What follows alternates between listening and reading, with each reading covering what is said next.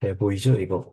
그러면 인공지능 기본 개념에 대해서 한번 설명을 드리겠습니다. 그러니까 약간 이거는 저희가 앞으로 있을 여러 수업에 대해서 약간 OT 같은 그런 강의라 보시면 됩니다. 지금 다음 수업부터 딥러닝에 관한 그런 수업을 진행하게 될 텐데 그 전에 인공지능이 어떻게 만들어져 왔고 왜 요즘에 이게 막 왜 갑자기 조명을 받고 있고 그다음에 저희 프로젝트는 앞으로 어떻게 진행이 될 것인지에 대해서 사실 저가 문서로 프로젝트가 이런 프로젝트라고 설명을 했었는데 그게 문서밖에 없다 보니까 약간 이해가 안 됐을 수 있어서 제가 마지막에 질문 시간을 갖고 제가 따로 또 설명을 추가로 더 드려가지고 프로젝트에 대해서 좀 더 이해가 하기 쉽도록 한번 얘기를 드리도록 하겠습니다. 그러면 시작해 보겠습니다. 차례는 이렇게 인공지능의 정의, 인공지능의 역사, 그리고 앞으로 대한 수업 설명, 프로젝트에 대한 설명 이런 식으로 진행될 예정이고 인공지능이 요즘 굉장히 핫하죠. 인공지능 혹시 요즘에 인공지능 본 거 있나요? 혹시 뭐 챗GPT 같은 것도 있고 뭐 그림 그리는 인공지능도 요즘에 되게 유용하다고 하고 뭐 거기다가 최근에 아다지오에서 관련 관련 프로젝트를 셀과 같이 진행했다고도 들었습니다. 그래서 요즘에 인공지능이 굉장히 핫한 거예요. 특히 저희에게는 이 GPT 친구가 굉장히 가깝게 있는데 아, 항상 아, 어쨌든 굉장히 가까운 GPT도 있고 뭐 다른 친구도 많은데 인공지능이 정확히 무엇이냐라고 하면은 위키백과에는 이렇게 쓰여져 있습니다. 인공지능 또는 AI는 인간의 학습 능력, 추론 능력, 지각 능력, 인공을 인공적으로 구현하려 하는 컴퓨터 과학의 세부 분야 중 하나이다. 정보공학 분야에 있어 하나의 기술이기도 하다라고 적혀 있어요. 이게 무슨 말이냐 하면은 그러니까 인간의 지능, 그러니까 학습 능력, 추론 능력, 지각 능력을 그러니까 지능을 인공적으로 컴퓨터에다가 구현을 하려는 그런 분야라고 이해하시면 됩니다. 그렇기 때문에 굳이 딥러닝이 아니더라도 뭐 어떻게든 저희가 이번에 설명하는 방법 외에도 인공적으로 사람의 지능을 모방하는 느낌이라면은 대체로 인공지능이라고 부를 수가 있습니다. 그래서 저희가 인공지능 역사에 대해서 먼저 설명을 드릴 거예요. 인공지능이 한 2010년대 그때쯤에 뭐 알파고 그거 나와가지고 굉장히 또 유명해졌었는데 그거 전에도 사실 인공지능은 꽤 오래전부터 있었습니다. 1950년대쯤부터 연구가 많이 진행되었었는데요. 그때부터 이제 막 인간의 뉴런을 본다 막 그런 식으로 하는데 이때는 사실 지금의 인공지능하고는 꽤 차이가 있습니다. 뭐 이제 제일 큰 차이가 이제 지금은 데이터를 많이 쌓아가지고 데이터를 기반으로 생각을 하지만 그때는 조건을 기반으로 논리적으로 인공지능이 생각하도록 하려고 했었다는 게 가장 큰 차이점이죠.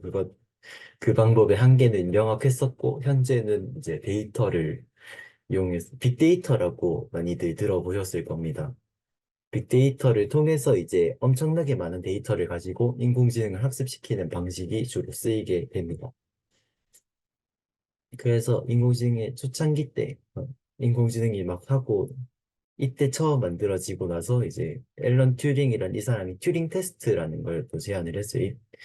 이때 뭐 인공지능인지 사람인지 구분할 수 있는가 없는가 막 그런 식으로 얘기가 나왔던 개념이고 그다음에 이런 또 다트모스 컨퍼런스라고 하는 이런 인공지능 관련 회의도 진행되었었고 이때 이제 인공지능이라는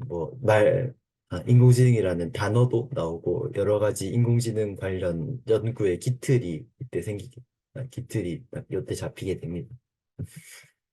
그러고 나서 이제 이 시점쯤에 엘리자라는 막 굉장히 초창기 대화형 인공지능이 이때도 등장을 했어요. 대화형 인공지능이라고 해서 뭐 GPT 생각하시면 야 그거보다는 훨씬 그거 한 좀 훨씬 옛날 버전이고 사실 1950년대면 컴퓨터가 그 생긴 지 그렇게 얼마 되지 않은 시기이기도 해서 사실상 거의 조건분 덩어리라고 보시면 됩니다. 딱히 그렇게 엄청난 거로 해놓은 게 아니고 굉장히 아름답지 못한 방식이라고 해야 될까요? 어쨌든 그런 식으로 표현된 이런 초창기 대화형 모델 그런 것도 있었습니다. 그러니까 이때 당시에는 되게 막 놀랬죠. 그래도 이제 컴퓨터한테 질문을 하면은 답을 할 수 있다는 것 자체가 그 사람들에게는 굉장히 놀랍게 다가왔을 테니까. 그래가지고 이때 막 연구 관련 지원도 많이 들어오고 막 했었어요.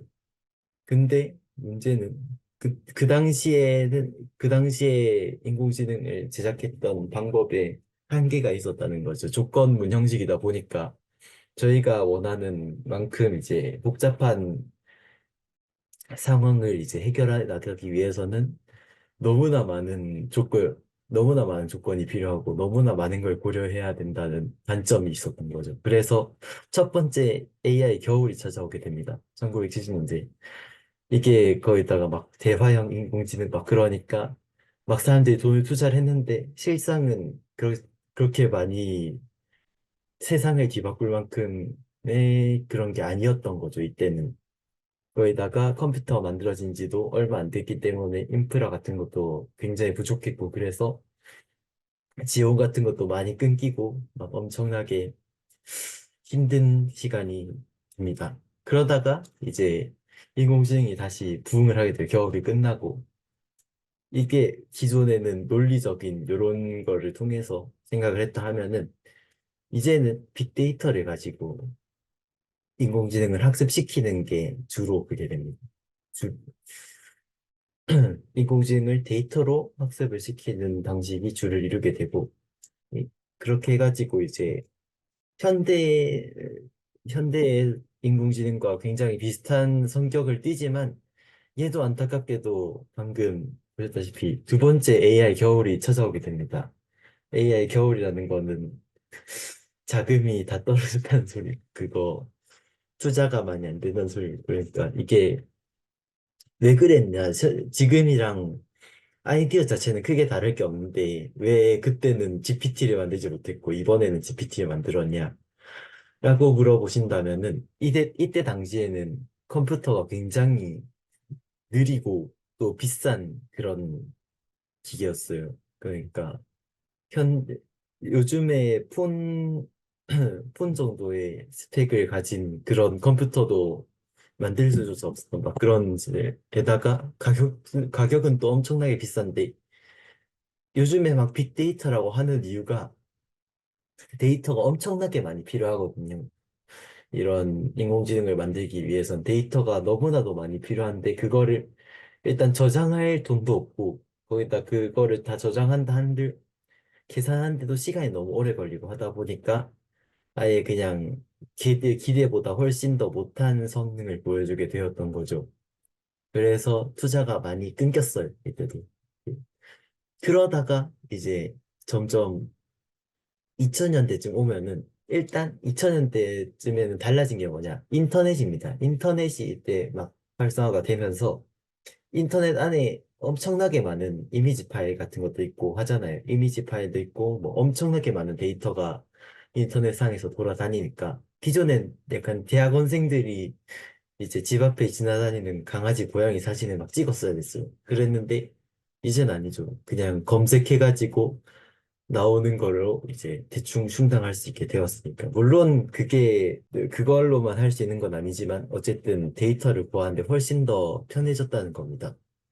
거기다가 이제 여러분들이 좋아하는 GPU 이런 게 엄청나게 발달해. GPU뿐만 아니라 메모리 가격 그런 것도 엄청 떨어지고 이게 사실 그거 뭐 돈 몇 푼 싸졌다고 그게 안 되던 안 되던 그런 연구가 진행이 될 만큼이냐 하면은 그렇습니다. 놀랍게도 가격이 지금 이게 기가바이트당 얼마의 가격이냐라는 건데 램 요런 거가 거의 이만한 가격이었다가 요즘에는 한 10달러도 안 되는 가격에 1기가바이트를 얻을 수가 있다는 거죠.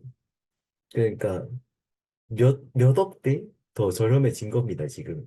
이렇기 때문에 이 정도 되면은 전에 저희가 램도 마찬가지고 뭐 메모리 뭐 GPU의 발전 그런 걸 통해서 컴퓨터의 속도도 예전보다 훨씬 빨라졌기 때문에 예전에 문제였던 그 딥러닝을 다시 사용할 수가 있게 되어서 딥러닝이 원래 옛날부터 있었던 기술입니다. 이게 딥러닝이 간단하게만 설명하자면 인풋을 이렇게 넣고 그거를 각각 다음 줄의 레이어에다가 그 입력된 값을 바탕으로 계산을 해서 딱 넣고 그걸 또 계산을 해서 딱 넣고 계산해서 딱 넣고 이 자세한 진행 방식은 다음 수업에서 배우게 될 건데 어쨌든 이 방식으로 학습하면 이제 대부분의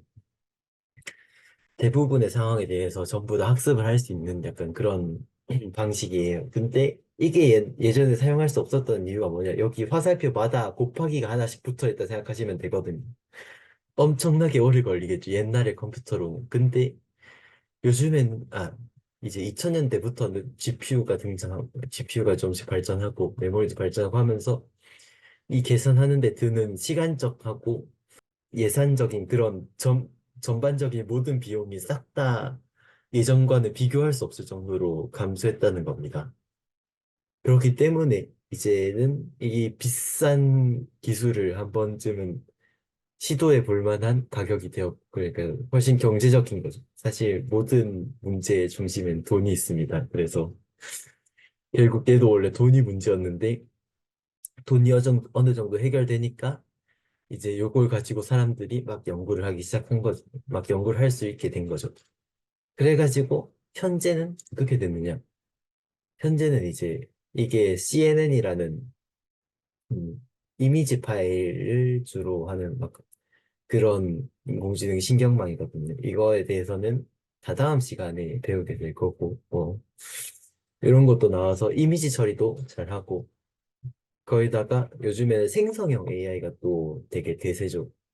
생성형 AI, 챗GPT 아니면 뭐 그림 그리는 무슨 막 그런 거 해가지고, 요즘엔 사실상 인공지능의 황금기라고 보시면 됩니다. 거의 모든 시스템에서 인공지능이 굉장히 큰 역할을 하고 있고, 앞으로도 아마 큰 변화지능이 계속 엄청난 역할을 하고 있을 거라고 생각을 합니다. 아마 인공지능의 역사 그리고 인공지능이 무엇인지에 대해서 간단하게 알아봤는데, 앞으로의 수업은 무엇을 할 것이냐? 방금 말했다시피 저희가 다음 수업에는 딥러닝의 간단한 이런 신경망에 대해서 하는데, 이 수업의 경우에는 약간의 미적분학적 지식이 필요합니다. 물론 꼭 이거야. 이게 딥러닝 할 때 신경망이 이렇게 되는데, 이게 다 행렬 관련한 내용과 그 다음에 미적분학 관련된 내용을 통해서 이제 얘가 어떤 식으로 생각을 하고 어떤 식으로 학습을 하는지에 대해서 설명하고, 물론 제가 그런 거 지식이 부족하더라도 이해하는 데 지장이 없도록 열심히 설명을 하긴 하겠지만, 이제 제가 수업을 한 뒤에 나중에 찾아볼 때도 여러분이 직접 프로젝트를 진행하면서 찾아봐야 될 때도 있을 건데, 이제 인공지능을 컴퓨터로 이제 어떻게 작동하는지 찾아보면은 어려운 수식들이 꽤 나옵니다. 그런 걸 이해하기 위해서는 미적분학, 뭐 행렬 관련한 지식들이 좀 있으면 좋으니까 시간 날 때 한 번쯤 봐두는 것도 좋은 생각이라고 생각하고요. 그 다음 수업에는 CNN, 그러니까 이미지 관련해서 사실 CNN은 아마 아다지오 저번 프로젝트에서도 사용했던 걸로 알고 있는데 어쨌든 이번에는 이제 이 친구가 어떻게 이렇게 되는지에 대한 자세한 내용에 대해서 설명하게 될 거고요. 그 다음에 R에는 얘는 연속적인 입력에 대해서 어떤 식으로 반응하는지 약간 이 신경망의 경우에는 애가 기억을 합니다. 저번 단계에서 어떤 행동을 했는지를 대충 기억을 해서 이제 연속적인 입력에 대해서 대응을 잘 할 수 있는 그런 신경망이라고 보시면 되고요. 그 다음에 얘는 겐입니다. 얘는 이렇게 두 개의 인공지능을 한꺼번에 학습시키는 게 거짓 입력이 들어서 예를 들어서 이미지를 생성하고 제너레이터는 거짓 이미지를 생성해. 그러니까 리얼 이미지는 실제로 이제 실제 사람들이 사진을 찍거나 그림을 그리거나 한 그런 실제 데이터고 페이크 이미지는 이제 이 제너레이터가 만들어둔 이제 가짜 이미지입니다. 그러니까 사람이 만든 게 아니에요. 사람이 직접 넣어준 데이터가 아니라 이 인공지능이 이제 거짓으로 꾸며낸 데이터고 그거를 바탕으로 이제 디스크리미네이터라는 이 친구가 또 거짓 이미지인지 실제 이미지인지 서로 확인해 보면서 이거를 판별해내면서 제너레이터와 디스크리미네이터를 동시에 학습을 시키면서 이제 거짓인 거를 더 잘, 거짓인지 진실인지 잘 확인할 수 있게 하는 약간 그런 기법이고요. 그 다음에 지네틱 알고리즘이라고 하는, 이거는 전에 제가 카트라이더 프로젝트를 했을 때 사용했던 기법이라 가지고 혹시나 코드를 보셨다면 알 수도 있을 텐데 어쨌든 이거는 생명과학 시간에 배우는 자연 선택 그런 거를 본따서 만들어진 알고리즘이라 보시면 됩니다.